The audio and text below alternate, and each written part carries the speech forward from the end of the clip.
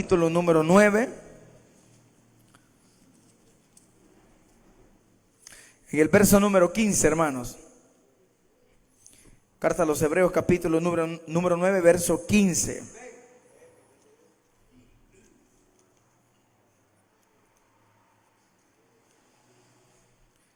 Muy bien. Dice así la palabra del Señor, hermanos, en el nombre del Padre, del Hijo y su Espíritu Santo. Decimos amén. Así que por eso es mediador de un nuevo pacto, para que, interviniendo muerte para la remisión de las transgresiones que había bajo el primer pacto, los llamados reciban la promesa de la herencia eterna.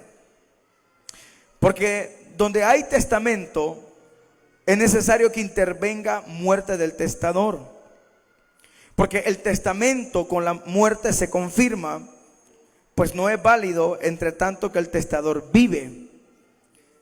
De donde ni aún el primer pacto fue instituido sin sangre. Porque habiendo anunciado Moisés todos los mandamientos de la ley, y todo el pueblo tomó sangre de los becerros y de los machos cabrillos con agua, lana escarlata, hisopo y roció el mismo libro y también a todo el pueblo, diciendo: esta es la sangre del pacto que Dios os ha mandado. Y además de esto, roció también con la sangre el tabernáculo y todos los vasos del ministerio. Así que todo es purificado según la ley con sangre, y sin derramamiento de sangre no se hace remisión. Fue pues necesario las figuras de las cosas celestiales fuesen purificadas, así, pero las cosas celestiales mismas con mejores sacrificios que estos. Porque no entró Cristo en el santuario hecho de mano, figura del verdadero, sino en el cielo mismo, para presentarse ahora por nosotros ante Dios. Y no para ofrecer muchas veces, como entra el sumo sacerdote en el lugar santísimo cada año con sangre ajena.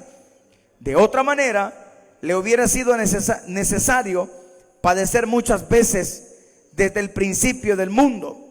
Pero ahora, en la consumación de los siglos, esto significa al final de todo, se presentó una vez para siempre por el sacrificio de sí mismo, para quitar de en medio el pecado. Y de la manera que está establecida para los hombres que mueran una sola vez, después de esto el juicio. Así también Cristo fue ofrecido una sola vez para llevar los pecados de muchos, y aparecerá por segunda vez sin relación con el pecado para salvar a los que le esperan. Amén, hermanos. Puede sentarse. Quiero, hermanos, pedirles en esta noche, bueno, primeramente reverencia, ¿verdad? Estar quietecito, no estarse saliendo. Quiero, hermanos, en esta hora hablar de un tema, hermano, que le he titulado el nuevo pacto y el testador. Y probablemente, hermanos, usted quizás sienta un poco como tal vez no muy atractivo el tema, porque quizás no le haya a usted mucho sentido, pero déjeme decirle que al transcurrir, hermanos, esta enseñanza, yo le aseguro que creo que esta enseñanza es una de las que más va a impactar al corazón suyo, a su vida, porque tiene, hermanos, un significado muy profundo, ya que hablamos acerca de un pacto nuevo y de un testador. La carta a los Hebreos, hermano, todavía no, hermanos, hay una veracidad cierta de quién escribió, hermano, esta carta. Hay 12 posibles, hermanos, autores, quizás más que los padres, hermanos, de la iglesia. Estoy hablando de la segunda generación. Me refiero, hermanos, a los que existieron después del año 70, hermanos, de la destrucción de el templo de Jerusalén por los romanos. Ellos, hermanos, incluso todavía, hermanos, para ellos existía la duda de quién pudo haber escrito esta carta. Porque normalmente las cartas paulinas, hermano, tienen un distintivo que los hace, hermanos, canalizar que el que les escribe fue el apóstol San Pablo. Y es que Pablo en la mayoría de cartas siempre él se presentaba como el apóstol, siervo de Jesucristo. Y si no aparecía esa frase, ya, hermanos, los especialistas en estudiar la carta paulina, ya ellos conocían, hermanos, la forma o el formato en que Pablo escribía. Entonces, por eso es que por lo menos la mayoría, hermanos, de eruditos en el año 300, hermanos, y 400 están de acuerdo, hermanos, que esta carta la escribe el apóstol San Pablo, pero no porque tengan una evidencia en sí, sino porque hay ciertas partes del formato de la carta de Hebreo que se le acredita al apóstol San Pablo, pero no, como le digo, no está 100% seguro. Esa es una. Dos, lo que sí es evidente es que quien escribe esta carta tuvo que haber sido alguien que conocía tan bien, hermanos, o por lo menos si conocía o es que estuvo metido en el sacerdocio, es decir, en el templo. Porque el escritor de los Hebreos, hermanos, tiene un intelectual conocimiento profundo de, hermanos, la ley levítica. Porque como el destinatario de esta carta son los creyentes hebreos, es decir, las personas judías. Entonces, quien mandó esta carta, hermanos, tiene sentido de poder ser alguien con un conocimiento que entendiera muy bien cómo estaba estructurado, hermanos, la ley levítica y de qué manera se ejercía en el tiempo, hermanos, de Moisés. Porque la comparación que hace el escritor a los hebreos es una comparación entre el antiguo pacto, que representa la ley, y luego, hermanos, lo hace paralelo ya al nuevo pacto, que es el pacto que nosotros conocemos como la gracia. Es decir, hermanos, el regalo inmerecible hacia nosotros, que es la salvación. Y esta carta a los hebreos menciona, hermanos, algunos ejemplos. Voy a establecer el primero. Habla del sacerdocio de Cristo, hermanos, y es comparado con, hermanos, según el orden de Melquisedec.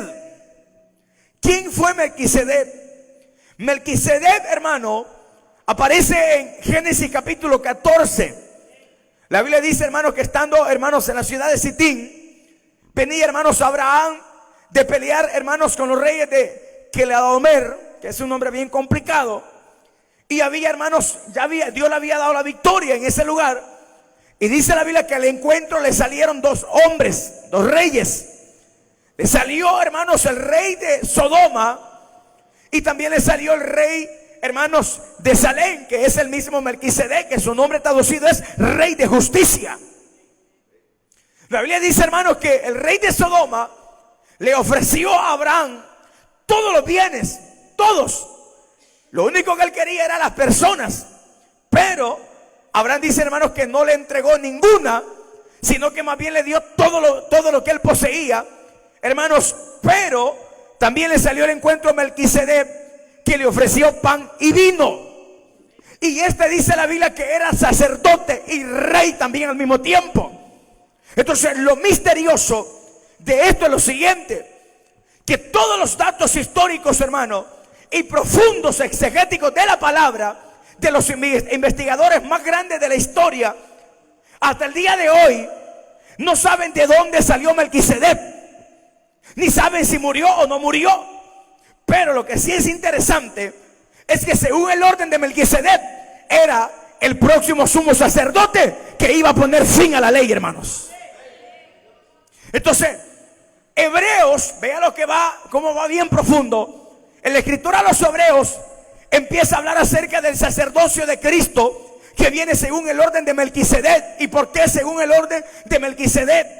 Porque los sacerdotes, hermanos levíticos, recordarán ustedes que ellos, para poder no cesar, hermanos, los sacrificios en el templo, tenían que estar, hermanos, prácticamente traspasando el mando, porque moría el sacerdote, y luego, hermanos, tenía que quedar el hijo, y luego tenía que quedar el nieto, y así de esta manera. Pero en el caso de Melquisedec, la Biblia dice que según el orden de él venía el sumo sacerdote a ponerle fin a esto, porque Melquisedec no tiene entrada ni final, es decir, a él no se le conoce ninguna descendencia de donde él venga, sino que prácticamente lo que muestra la palabra es que este rey de Salem, sumo sacerdote, hermanos, era el prototipo de Cristo. ¿Por qué el prototipo de Cristo? Porque recuerde que Abraham le ofreció, hermanos, pan y vino, que el vino representaba la sangre de Cristo y el pan el cuerpo de Cristo.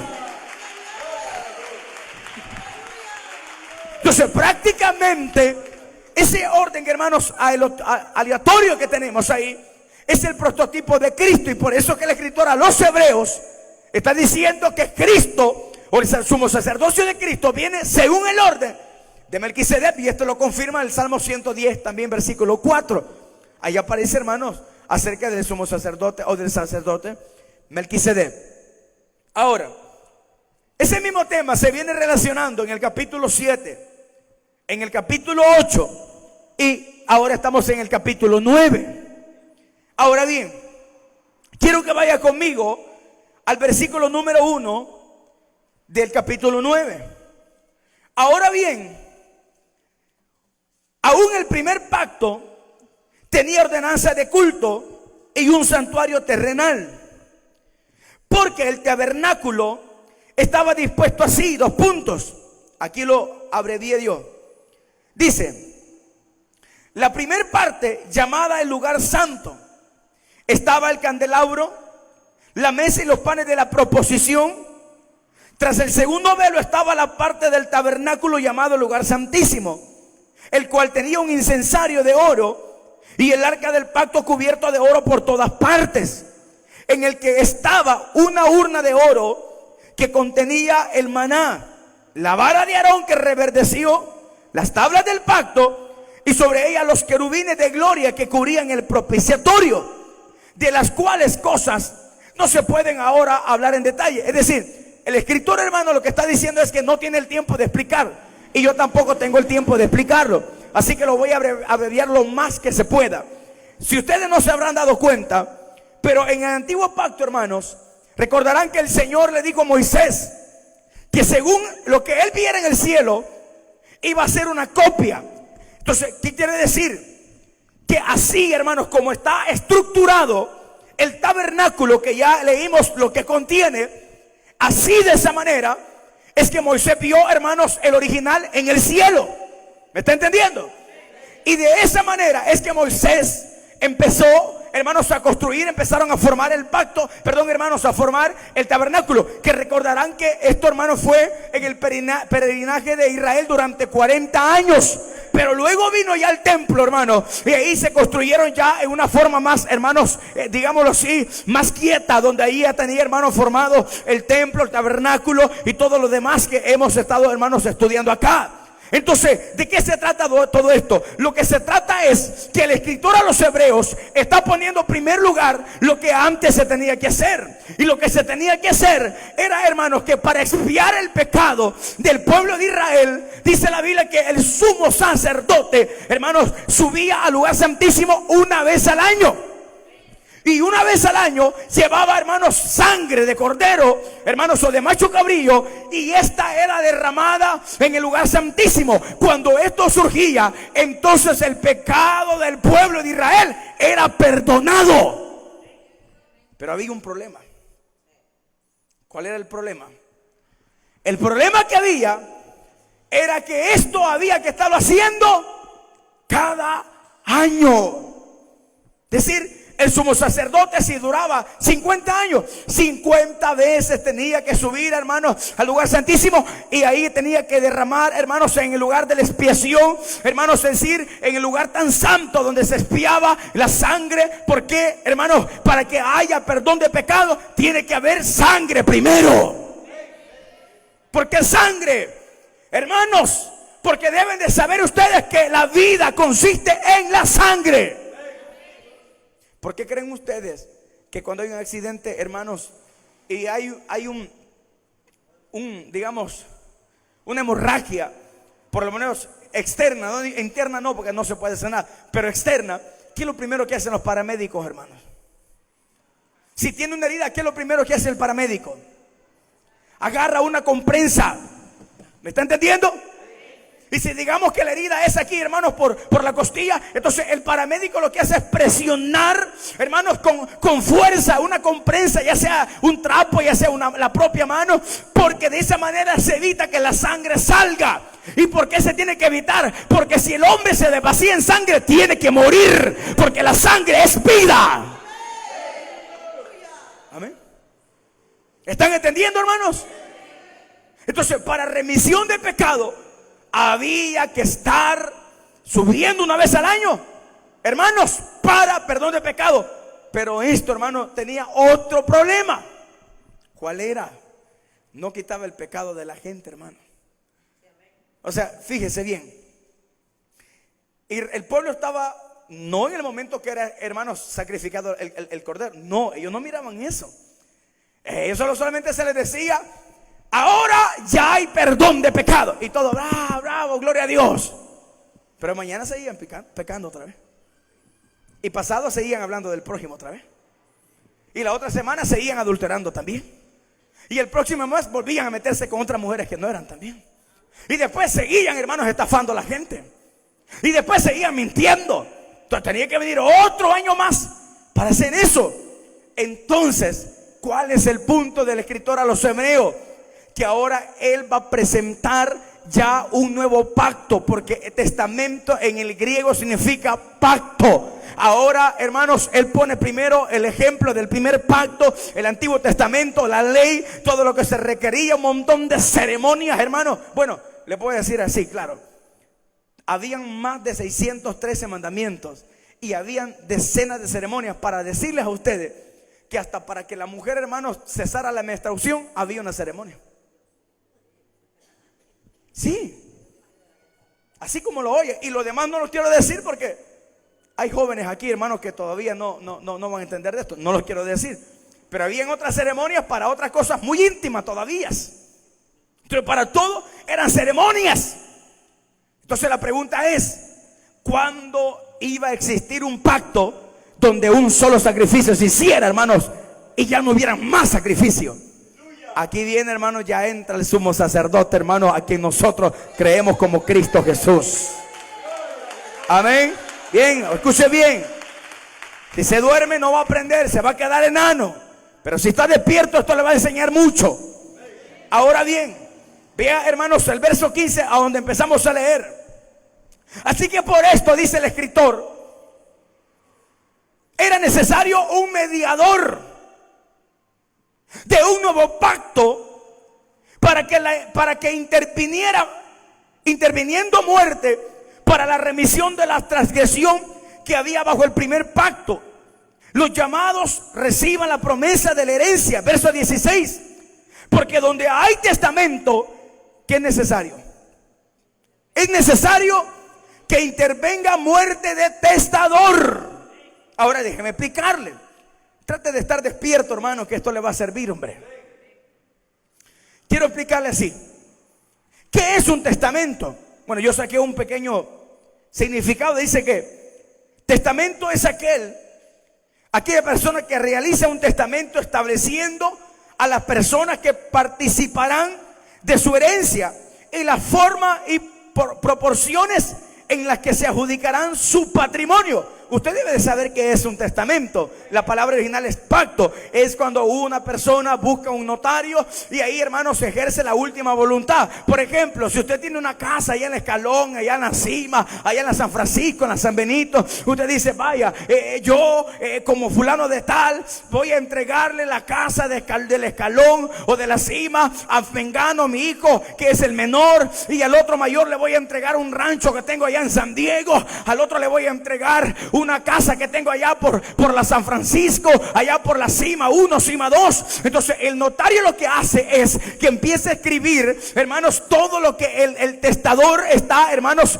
está en pocas palabras queriendo que se haga su voluntad. Pero hay un problema, que la persona, hermanos, que recibe, es decir, el hijo de este testador puede decir, Dios mío, me van a dar una casa en la Cima, wow, ya me imagino qué casa de lujo. El único problema es que no puede ejercer esa casa mientras el testador no muere. Entonces, aunque el notario haya elaborado el documento, el hijo no puede llegar donde el abogado o hermanos, o la corte de cuentas o qué sé yo, a decir, vengo a que me den la casa. Veamos el documento. Así aquí dice que a usted le corresponde la casa del tal lugar, que son tantos metros cuadrados, que posee tantas cosas, sí. Pero le pregunto, ¿y el testador es su padre? Sí. ¿Se murió? No, no ha muerto. Váyase de aquí. ¡Fuera! ¿Pero por qué? Porque el testamento de su padre no tiene validez si él no muere. No sé si están captando la idea.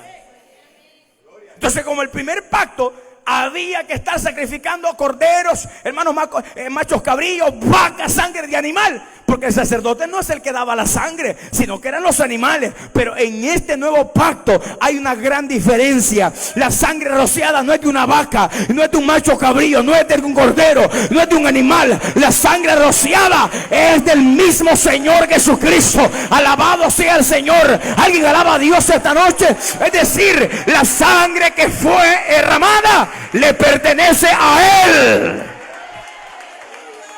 Amén. A su nombre. Por eso tiene más validez, porque no es sangre de animal. A usted no es el gorila que lo salvó, hermanos. A su nombre. Ahora bien, ¿cuándo tiene validez ese testamento? Cuando muere el testador. ¿Y quién es el testador aquí? ¿Cómo se llama? ¿Y quién es el que va a gozar de la herencia?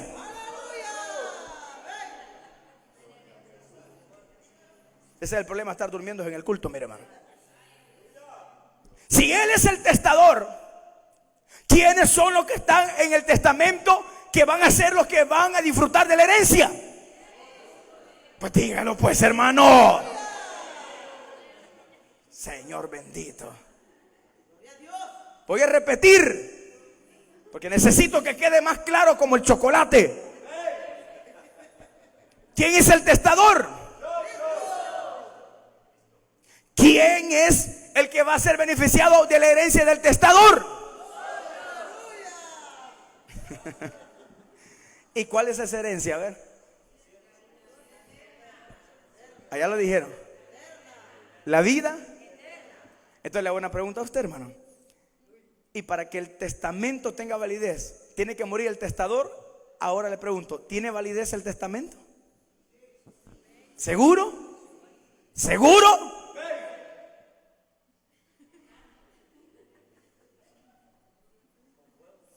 Es necesario que ustedes como iglesia capten este mensaje. No es cualquier tema, hermanos.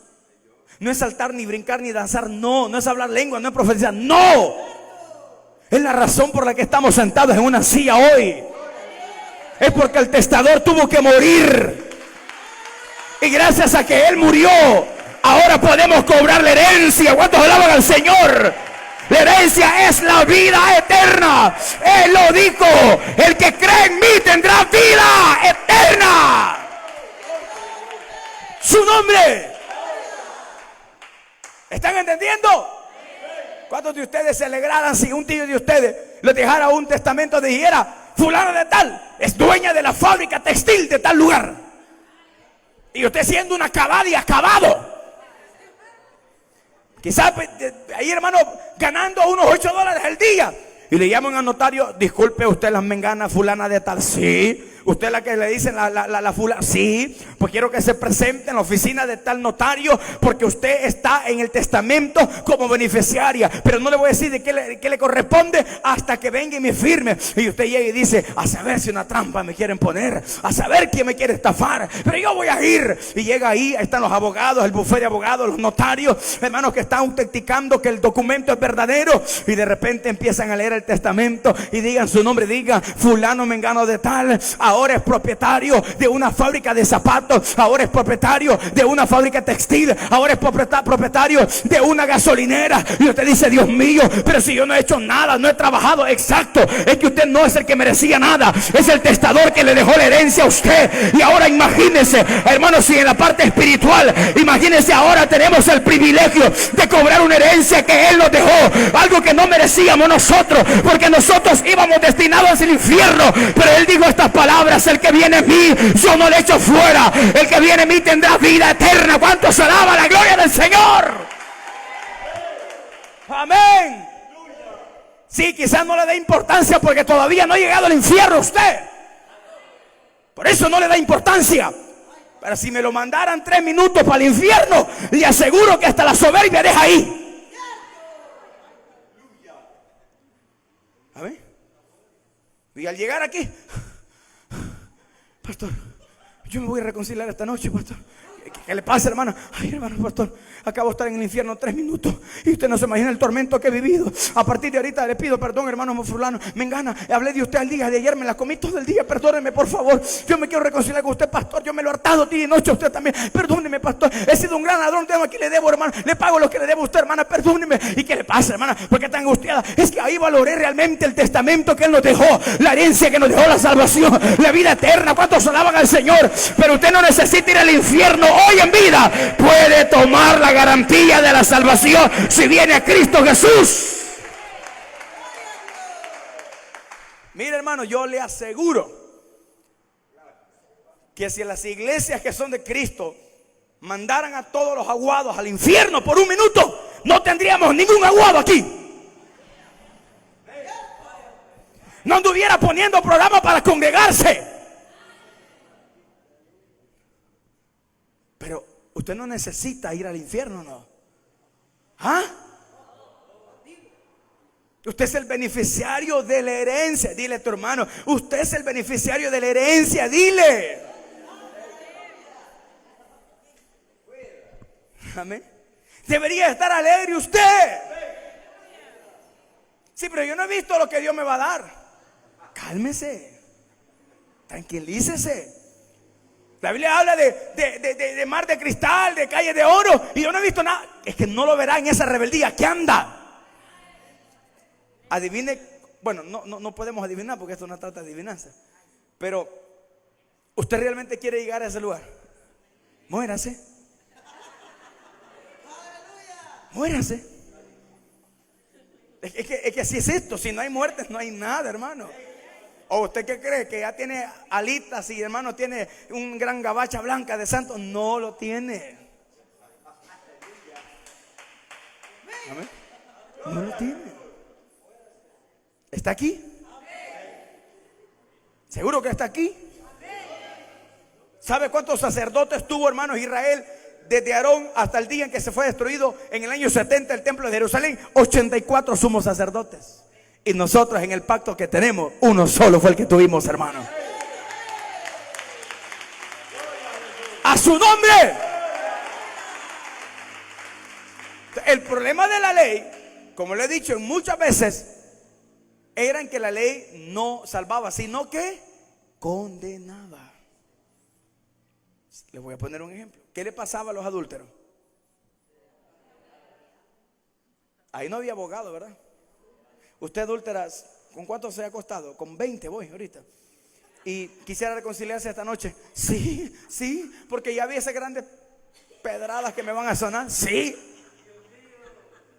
Pero discúlpeme, pero en la ley no había eso. Aunque la adúltera estuviera, hoy voy a ser fiel, se lo prometo. No le importa, muere. Entonces, la ley que hacía, condenar o salvar. Condenar. Ahora, ¿cuántos adúlteros tendremos en la iglesia? Y es peor todavía, es peor. No necesita tener contacto sexual, solo que la codicee, usted es adúltero ya. Y adúltera. Con solo que usted aquí en la mente, hermana, esté imaginándose lunes de miel con algún hermano de la iglesia.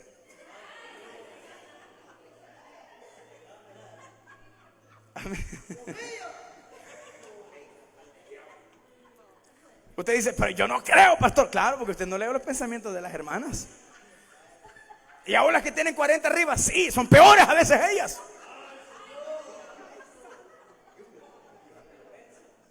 Ay, Señor, ayúdame a no desear ese seco que está casado ahorita, Padre.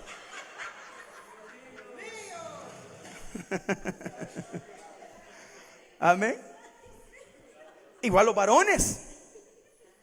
Igual los varones. Si por ejemplo uno de estos jóvenes anda codiciando a una hermana casada, que ya la hermana está calaciada, hermanos, ya pecó.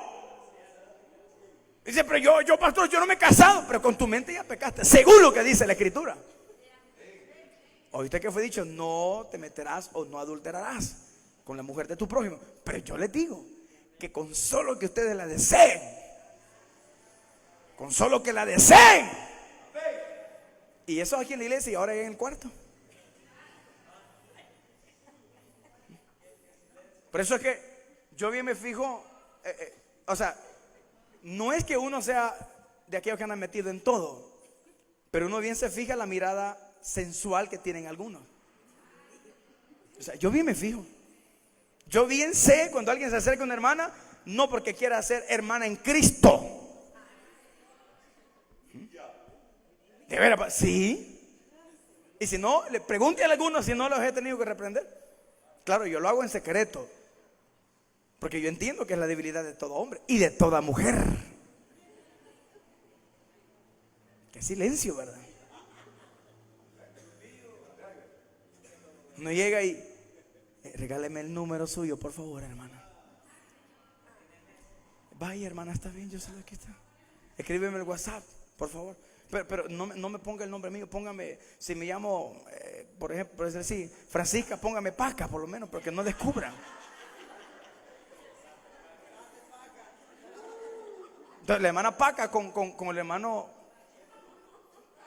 Chepito no pasa nada, ¿verdad? Aquí en la iglesia no se ve nada. O la hermana Chilindrina con el Chavo. Pero si esto pasara en la ley, todos estarían muertos. Y no solamente para los adúlteros, también para los mentirosos. Y si hablamos de mentirosos, hay un montón, hermanos. Empezando por los que no han cumplido la acción de gracia que dicen.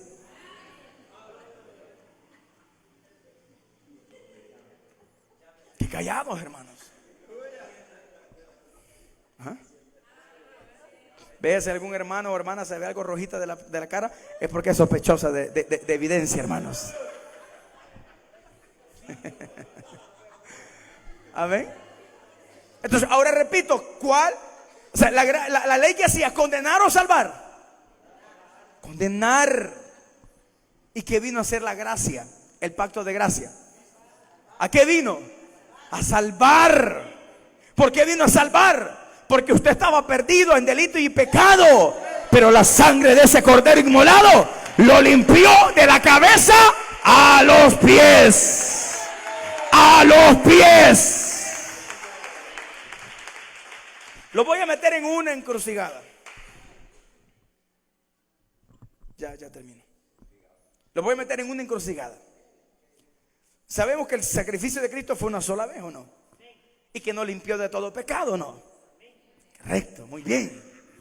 Pero hoy les hago una pregunta. ¿Y después de que ustedes aceptaron a Cristo no han pecado?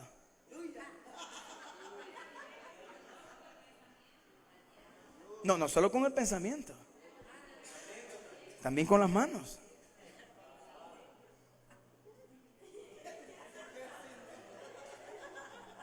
Ustedes entienden, ¿verdad? Ahora les hago una pregunta a ustedes. ¿Y qué pasó? ¿No que la sangre de Cristo limpiaba de pecado para no pecar más? ¿Y por qué siguen pecando? Y todavía más interesante, aún están con vida. Y aún Dios no los ha desechado, ¿no? ¿Por qué? ¿Por qué? Porque la sangre derramada en la cruz del Calvario fue tan poderosa que ha tenido el poder de, hermanos, unir la mano del Padre con la mano del hombre y reconciliarlos unos a otros. Y por eso escrito está: hijitos míos, si alguno hubiese pecado, abogado tenés para con quién, por medio de quién. Y si es por medio de Cristo, ¿por qué usted se fija en lo que la gente habla de usted? Amén. ¿Quién le va a entregar la salvación a usted? Es Cristo. Entonces, ¿qué ventaja tenemos nosotros? Que aún de esos malos pensamientos que, mire, todos tenemos, hermano. Y el que me diga que no tiene nada es un vil mentiroso. Peligroso, le cae un rayo ahorita, hermano. No, yo soy bien serio, es la cara que usted tiene. Pero aquí solo él lo conoce, nada más. Amén. Usted no sabe si algún hermano ahorita debe estar diciendo: me cae mal ese viejo que está ahí. Tanto que grita ese hermano.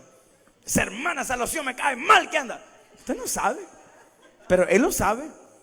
Entonces ahora vengo yo y le digo: bueno, si él hizo un solo sacrificio, entonces ¿tenemos licencia para ir a pecar?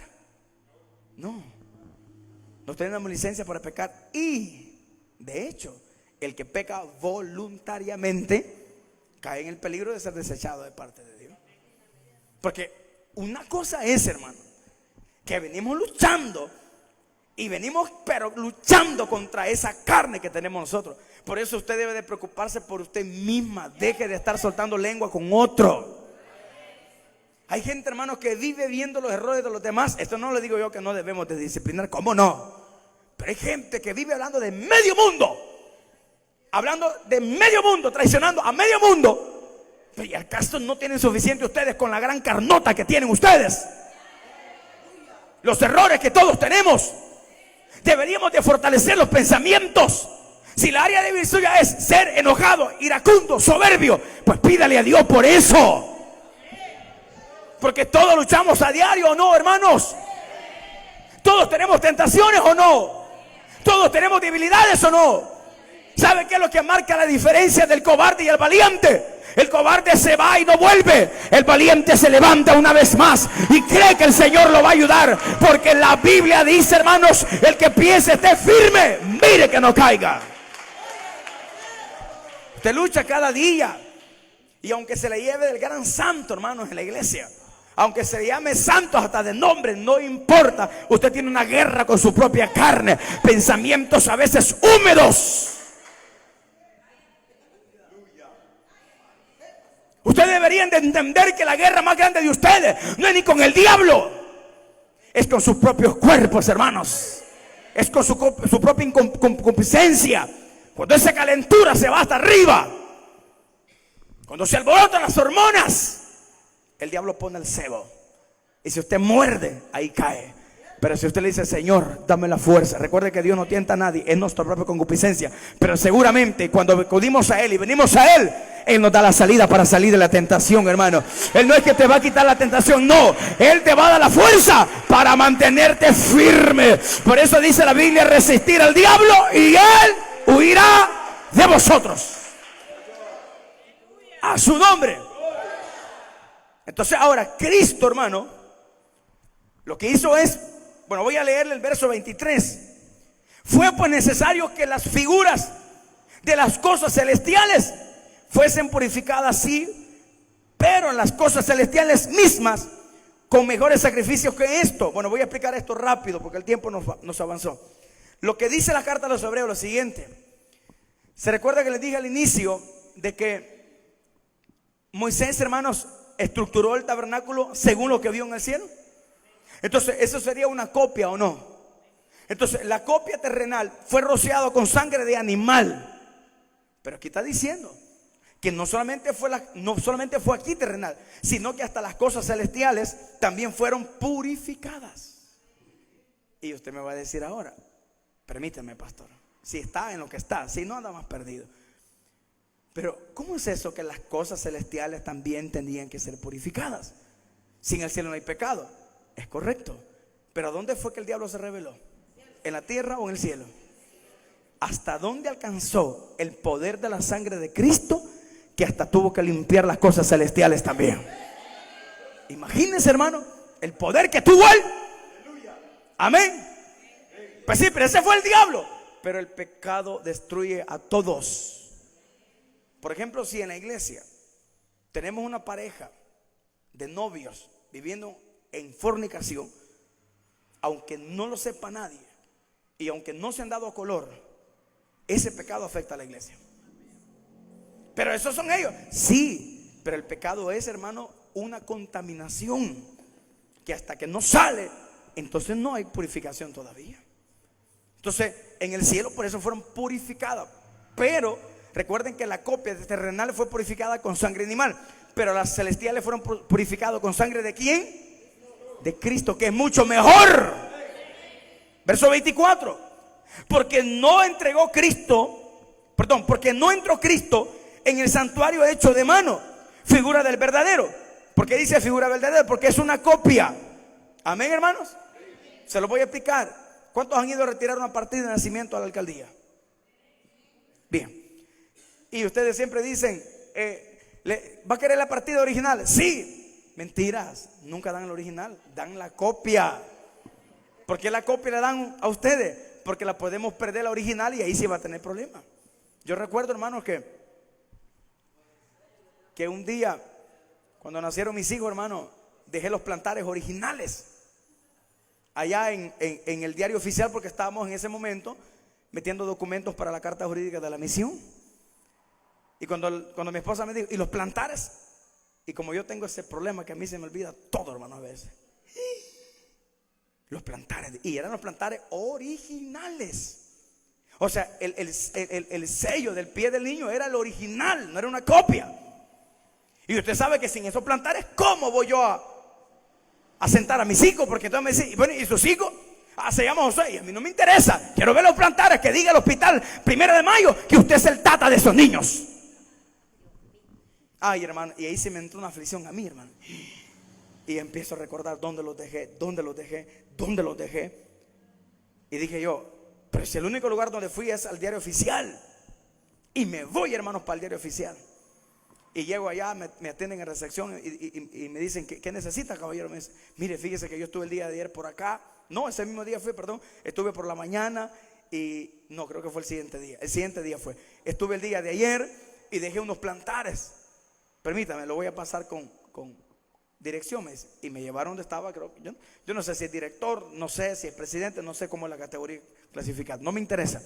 Pero me pasaron con una señora y me dijo, así que usted dejó unos plantares, me dice. Sí, me dice, vaya, me dice. Él no me enseñó nada, fíjese, hermano. Él no me enseñó nada. Y me dijo, ¿qué fecha nacieron sus hijos? Y se la tuve que dar. Jueves 15 de diciembre del 2016. ¿Cómo se llama sus hijos? Josué Guillermo Guardado Escobar, Guardado Moreno. Y su hija Giselle Saraí Guardado Moreno. ¿Cómo se llama la madre? Y dije el nombre de mi esposa. ¿En qué hospital nacieron? En el hospital tal. ¿A qué hora nacieron? A la hora tal. Pues sí, usted es el verdadero. O sea, note lo delicado que es un documento terrenal. Cuanto más las cosas celestiales, hermanos. Amén. Ahora bien, dice el verso 24, porque no entró Cristo en un santuario hecho de mano, figura del verdadero. ¿Por qué? Vea lo que dice el siguiente. Sino que en el cielo mismo, para presentarse ahora por nosotros ante Dios. Le voy a explicar qué es esto. Ponga atención, vea para acá. ¿Dónde entraba Moisés para, hermanos, el perdón de pecado del pueblo de Israel? En el lugar santísimo. Pero Cristo no entró ahí. ¿A dónde entró él? ¿A dónde entró él? En el cielo. ¿De dónde venía él? Él lo dice, nadie subió al cielo sino aquel que descendió. Entonces el sacrificio de él tuvo resonancia en el cielo. Y vea lo que dice: para presentarse ante Dios por nosotros. Es decir, Cristo llevaba un certificado, hermano, de mediador entre el hombre y el Padre, diciendo: sí, estas son las marcas que yo tuve, Padre. Ahora yo te digo a ti, Padre, permíteles a ellos tener la salvación. Qué interesante, verso 25. Y no para ofrecerse muchas veces, como entra el sumo sacerdote en el lugar santísimo cada año con sangre ajena. Hermanos, si el pacto o el Nuevo Testamento tuviera la misma estructura del Viejo Testamento o el Antiguo Testamento, tendríamos un gran problema. Y el gran problema era que Jesús todos los años tendría que ser crucificado, hermano. ¿Y cómo va a ser crucificado alguien que ya murió? Es fácil llevar un montón de vacas a matarlas, pero la sangre derramada en la cruz no fue de un animal, fue de ¿quién? ¿De qué? Entonces él tendría que venir cada año a morir por nosotros. Pero no fue así, porque aquí lo explica Hebreo, verso 26. De otra manera, le hubiese sido necesario padecer muchas veces desde el principio del mundo, pero ahora en la consumación del siglo, es decir, al final de los tiempos, se presentó una vez para siempre por el sacrificio de sí mismo, para quitar de en medio el pecado, y de la manera que está establecida para los hombres, oiga esto, que mueran una sola vez y después de esto el juicio. Verso 28. Así también Cristo fue ofrecido una sola vez para llevar los pecados de muchos, y aparecerá por segunda vez sin relación con el pecado, para salvar a los que le esperan. ¿Quiénes son los que le esperan? Diga conmigo: ese soy yo, dígale. El que espero con ansias que él retorne, y no con relación al pecado, sino a llevarse a su iglesia. Amén. Miren, hermanos, yo les voy a decir algo. El sacrificio de Cristo no es como ustedes creen que es, así de fácil. Murió, resucitó y nos salvó. No, no es así de fácil. Él es el que vino a resolver el problema del pecado, porque el primer Adán perdió la imagen del hombre verdadero. Si no vea, hermano, regrese a Génesis. ¿Y dónde se encontraba Adán y Eva antes de pecar? ¿A dónde vivían? Más bien dicho, ¿a dónde los puso Dios? En el huerto del Edén. ¿Y sabían ustedes que en el huerto del Edén Dios hablaba cara a cara con ellos? Pero cuando pecaron, ¿qué fue lo que hizo Dios? Expulsarlos. Todo se acabó, todo se distorsionó, como dicen los hermanos. Entonces, ningún ser humano podía arreglar el problema que todos teníamos en el pecado.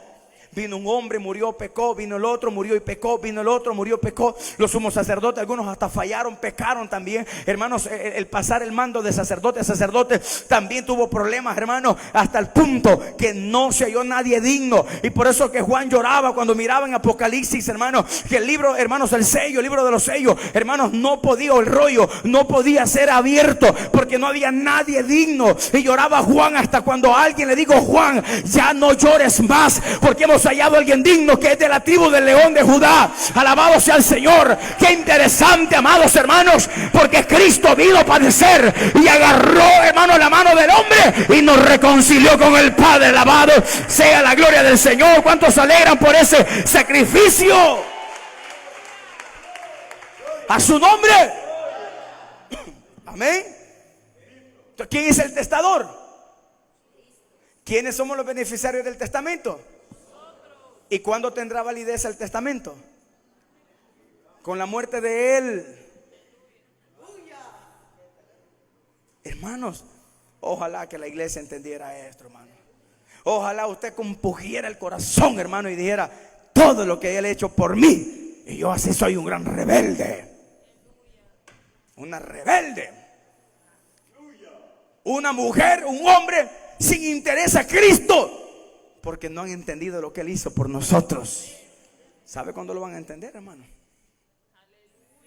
Cuando vayan allá abajo. Ahí sí van a entender. Lo único que ahí ya no habrá marcha atrás. Y cierro con el verso 27, que es un verso muy interesante. Establecido está para los hombres que mueran una sola vez. Dile a tu hermano, mucho te voy a extrañar, pero te tienes que morir, dígale. Te tienes que morir. Así de simple. Ay, yo no quiero que se muera, hermana. Sin usted no soy nada, mentirosa. Todos tendremos que morir. Y la muerte es parte de la vida. Solo que para los que hemos creído en su nombre, la muerte es ganancia para nosotros, hermanos. ¿Cuánto le da una ofrenda de palmas al Señor?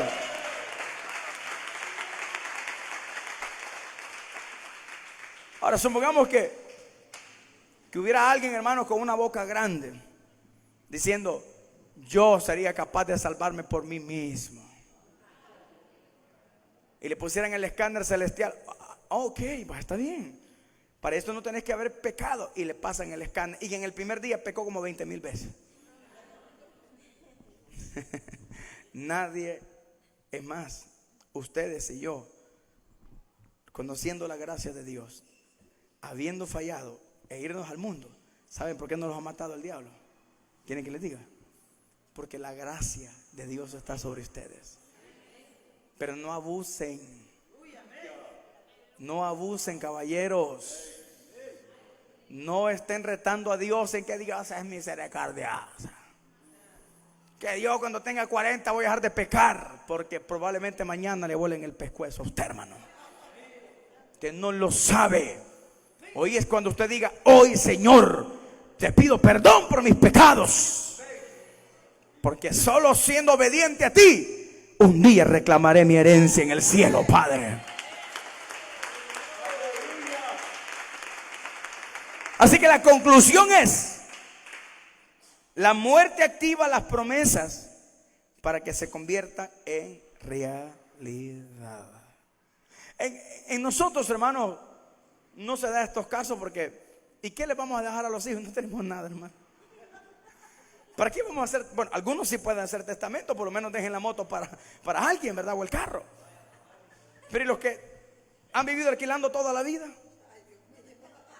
Nada le van a dejar. No pueden hacer herencia. Y la única herencia que le deja la madre es la misma soberbia que a veces ella tenía. O deudas. Pero supongamos que usted tuviera dinero, tuviera 3 casas ahí en Mariona, incluyendo el penal. Amén. Y viniera y dijera, señor notario, quiero hacer un testamento. Claro, venga para acá. El penal se lo voy a dejar. No, mentira. En la colonia tal tengo una casa de 2 plantas muy bonita. Esa se la dejo a mi hijo fulano. Allá por la San Ramón tengo otra casa. Esa se la entrego a mi hija Mengana. Allá por Mexicanos tengo otra casa. Esa se la entrego al otro hijo.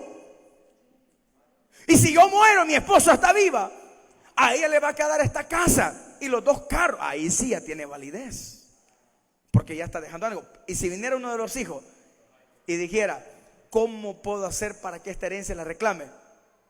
Y le dijera a otro, mata a tu papá. Aunque no lo crean, se hacen muchos. Yo he visto casos, hermano, que hay esposas que saben que su esposo tiene un seguro de $40,000 y el seguro solo tiene validez si se muere el hombre. Entonces le ponen su bocadito, hermanos, ahí un veneno. ¡Pum! ¿Y de qué murió el hermano? Ay, de un infarto, fíjese. Se me fue mi viejo tanto que lo más. Mentirosa. Por eso le dicen viuda negra. Amén. Entonces ahora, pero usted va donde el abogado y dice, mire, señor juez o abogado, ya murió mi padre. Pero a mí eso no me consta. Entonces, ¿qué tiene que presentar? La carta de defunción. Eso autentica que él ya murió. Así lo hizo Cristo cuando se presentó delante del Padre, resucitado, hermanos. Denle ese aplauso al que aplauso merece, y gloria y honra. al nuevo pacto, al mediador, a Cristo, el Rey de Reyes, Señor de señores. Así que cuando Él venga y aparezca por segunda vez, no trae ninguna relación con el pecado, sino viene a llevarse a los que le esperan. ¿Y lo espera usted a Él? Solo usted lo sabe, ¿verdad? ¿Realmente lo espera a Él? Sí, pastor. Y no se congrega. No creo que lo espere a Él. Creo que está esperando a otro, pero no a Él. Amén, hermanos. Así que espero que esta palabra haya entrado en sus corazones y que el Señor les bendiga a todos, hermanos, esta noche. Amén. Gloria a Dios, les bendiga a todos.